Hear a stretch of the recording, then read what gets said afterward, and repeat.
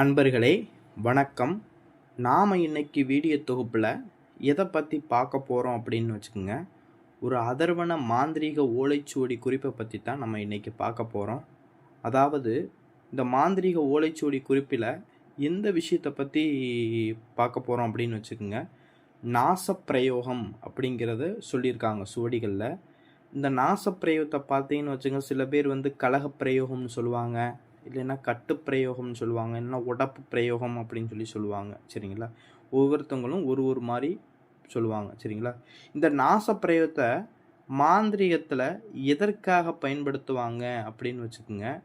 ஒரு குடும்பத்தை இந்த நாச பிரயோகம் செய்து ஒன்றுமே இல்லாமல் ஆக்குறது அப்படிங்கிறதுக்காக செய்வாங்க. சரிங்களா? இந்த சில பேர் கேள்விப்பட்டிருப்பீங்கள்ல, நல்லா இருந்த குடும்பம் திடீர்னு நாசமாக போயிடுச்சு, ஒன்றுமே இல்லாமல் போயிடுச்சு, எப்படியே இருந்தவங்க இப்படி ஆயிட்டாங்க அப்படின்னு சொல்லுவாங்கள்ல, அதுதான் இந்த பிரயோக முறை. சரிங்களா?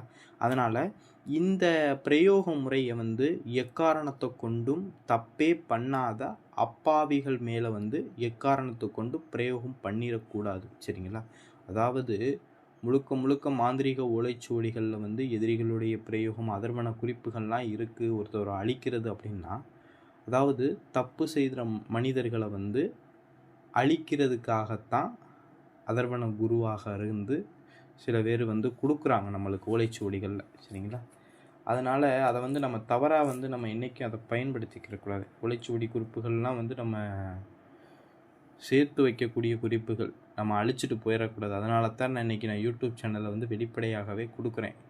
எங்கேயாவது ஒரு பக்கத்து நம்மளுடைய ஓலைச்சுவடி குறிப்பு அழிஞ்சு போயிடக்கூடாது அப்படிங்கிறதுக்காகத்தான் யூடியூப் சேனலில் கொடுத்தோம். அப்படின்னா இதில் எத்தனை பேர் பார்ப்பீங்க, அத்தனை பேர் யாராவது ஒருத்தர் அதை எடுத்து பயன்படுத்தி பார்ப்பீங்க, அதை எழுதி வச்சுருப்பீங்க. அந்த குறிப்பு அழிஞ்சு போயிடாது அப்படிங்கிறதுக்காகத்தான் இந்த குறிப்புகளை நான் கொடுக்குறது. சரிங்களா? அதற்காக எக்காரணத்தை கொண்டு தப்பே செய்யாத அப்பாவிகள் மேலே இந்த எதிரிகளுக்கு பண்ணிடாதீங்க. அதே போல்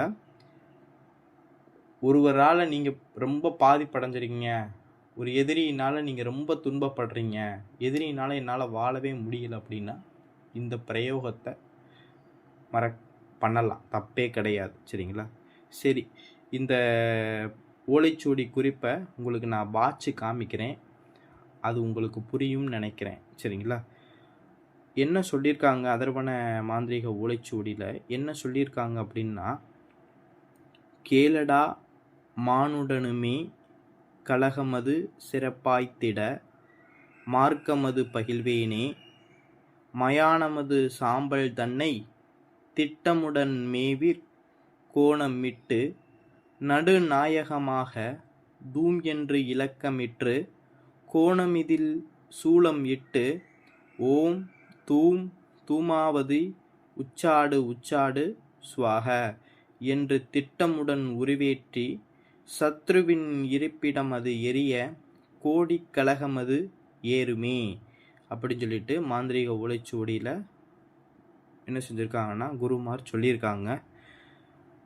அதை உங்களுக்கு இன்னமும் நான் தெளிவாக வாட்சி காமிக்கிறேன். கேளடா மானிடனுமே அப்படின்னு சொல்லிட்டுனா என்னென்னா, நான் உனக்கு இந்த விஷயத்தை சொல்கிறேன் கேளு. சிறப்பாய்த்திட மார்க்கமது பகில்வேனே, இதுக்குண்டான இந்த கலகம் சேர்வதற்கான மார்க்கத்தை நான் உனக்கு சொல்கிறேன் கேளு. அதாவது மயானமது சாம்பல் தன்னை திட்டமுடன் மேவீர் அப்படின்னா, மயானத்தில் போய் என்ன செய்யணும்னா, அமாவாசை அன்னைக்குன்னு மயானத்தில் சாம்பல், ஏன்னா அதாவது பிணம் எரியூட்டப்பட்ட சாம்பல் இருக்குது பாருங்கள், மயானத்தில் இருக்கக்கூடிய சாம்பலை என்ன செய்றீங்கன்னா, மயானத்தில் அந்த சாம்பலை ஒரு தாம்பாள தட்டில் கொட்டி அப்படியே என்ன செஞ்சிடணும்னா மேவிடுங்க, அதாவது சமப்படுத்திடுங்க.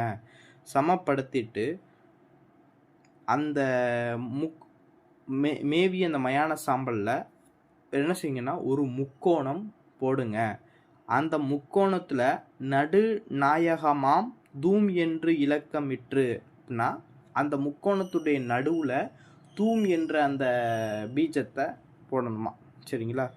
தூம் என்ற அந்த பீஜத்தை போட்டு கோணம் இதில் சூளம் இட்டு, சரிங்களா, அந்த கோணத்தோடைய 3 மூலைகள்லையுமே திரிசூலம் போடணுமா. சரிங்களா, திரிசூலம் போட்டு ஓம் தூம் தூ தூமாவதி உச்சாடு உச்சாடு ஸ்வாக, அதாவது கோணம் போட்டு திரிசூலம் விட்ட பிறகு இந்த சுவடியில் கொடுக்கப்பட்ட இந்த மந்திரத்தை என்ன செய்யணும்னா திட்டமுடன் உருவேற்றி, சரிங்களா, திட்டமுடன் உருவேற்றினா முறைப்படி அந்த மயான சாம்பலுக்கு உருவேற்றி அந்த சத்ருவின் இருப்பிடம் அது எரிய கோடிக்கலகம் அது ஏறுமே அப்படின்னா, அதாவது உன்னுடைய எதிரியுடைய வீட்டுடைய வாசல்ல இல்லை உன் எதிரி இருக்கக்கூடிய திசையில் இருந்து இந்த மயான சாம்பலை எடுத்து ஊதி விட்டினாலும் சரி, எடுத்து எரிஞ்சாலும் சரி, என்ன செய்யணும்னா குடும்பத்தில் கோடிக்கலகம் அது ஏறுமே அப்படின்னா, ஒவ்வொரு பிரச்சனையாக ஒவ்வொரு கலகமும் வெட்டு குத்து அவங்களுக்குள்ள சண்டை சச்சரவு நாசமாக ஆகி என்ன செஞ்சிருவான், நடுத்தருவுக்கு வரக்கூடிய ஒரு சூழ்நிலை உருவாயிருமா. சரிங்களா, இது உங்களுக்கு புரியும் நினைக்கிறேன். சரிங்களா, இருந்தாலும் என்னுடைய அனுபவத்தில் நான் உங்களுக்கு இதை எப்படி பண்ணணும் அப்படிங்கிறத சொல்கிறேன். சரிங்களா, அதாவது ஒரு அமாவாசை அன்னைக்கு, சரிங்களா, இதில் ஒரு இந்த பூஜையை பண்ணுறது அமாவாசை நாளில் பண்ணுறது நல்லது. சரிங்களா, இல்லைன்னா தேய்பிரை வரக்கூடிய சனிக்கிழமை அன்னைக்குன்னு பண்ணுங்க. சரிங்களா, அமாவாசை அன்னைக்குன்னு மயானத்துக்கு போங்க. மயானத்தில் போய் அந்த மயானத்தில் எரியூட்டப்பட்ட அந்த சாம்பலை ஒரு தட்டில், தாம்பாள தட்டில் என்ன செஞ்சுங்கன்னா மயானத்திலே உட்காந்து அந்த தாம்பாள தட்டில் பரப்பி, அந்த தாம்பாள தட்டில் என்ன செஞ்சிருங்கன்னா அப்படியே சமமாக பரப்பிடுங்க. மயான சாம்பலை பரப்பி முடித்த பிறகு, அதாவது ஒரு பத்தி குச்சியை வச்சு அந்த மயான சாம்பலில் அதாவது கொடுத்துருக்காங்க பாருங்கள், முக்கோணம் ஒன்று வரைங்க. அந்த மயான சாம்பலில் முக்கோணம் ஒன்று வரைஞ்சி அந்த முக்கோணத்தினுடைய நடுப்பகுதியில் தூம் அப்படின்னா, தூம்னா யாருன்னா, தூமுடைய பீஜம் யாருன்னா தூமாவதி அப்படின்னு சொல்லுவாங்க. சரிங்களா, அந்த தூம்ங்கிற பீஜத்தை நடுவில் போடுங்க. அந்த முக்கோணத்துடைய 3 முனைகள்லையுமே திரிசூலம் போடுங்க. சரிங்களா, திரிசூலம் வரைஞ்சிருங்க. திரிசூலம் வரைஞ்சி முடித்த பிறகு அதாவது உங்கள் முன்னாடி ஒரு மண் அகல் விளக்கில் சுத்தமான நெய் ஊற்றி விளக்கு போட்டு உங்கள் அந்த எந்திரத்துக்கு முன்னாடி தீபம் போட்டுருங்க. தீபம் போட்டுட்டு அந்த எந்திரத்தை பார்த்தவாறு என்ன செய்யணும்னா மந்திரத்தை ஒரு 1008 உரு கொடுங்க. சரிங்களா, மந்திரத்தை ஒரு 1008 உரு அந்த சக்கரத்துக்கும் கொடுங்க. கொடுத்து முடித்த பிறகு அந்த மயான சாம்பலை அள்ளி உங்களுடைய எதிரியுடைய வீட்டு வாசலில் பிதைச்சாலும் சரி, இல்லை உங்களுடைய எதிரி வரக்கூடிய பாதையில் தூவி விட்டாலும் சரி, இல்லை எதிரிகள் இருக்கக்கூடிய திசைகளில் ஊதி விட்டாலும் சரி, இல்லை எதிரியோட வீட்டு வாசலில் இருந்து ஊதி விட்டாலும் சரி, என்ன செய்யணும்னா கோடிக்கலகம் அது வந்து சேரும் அப்படின்னு சொல்லியிருக்காங்க. கோடிக்கலகம் பாரு, குருமார்கள் கோடிக்கலகம் அது வந்து சேரும்னா அந்த வீட்டில் ஒரே கலகம், ஒரே பிரச்சனை, இந்த மாதிரி வெட்டு குத்து பிரச்சனை நடுத்தருக்கு வரக்கூடிய ஒரு சூழ்நிலையை உருவாக்கிடும். சரிங்களா, இப்பேற்பட்ட முறையை நீ பண்ணிக்கோ அப்படிங்கிறது தான் ஓலைச்சுவடி முறையில் கொடுக்கப்பட்டிருக்கு. அதே போல் இந்த மயான சாம்பலை வச்சு பண்ணக்கூடிய விஷயங்களை யாரும் வீட்டில் இருந்து பண்ணாதீங்க. மாந்திரிகத்துக்குன்னு தனி இடம் இருந்துச்சு அப்படின்னா பண்ணுங்க.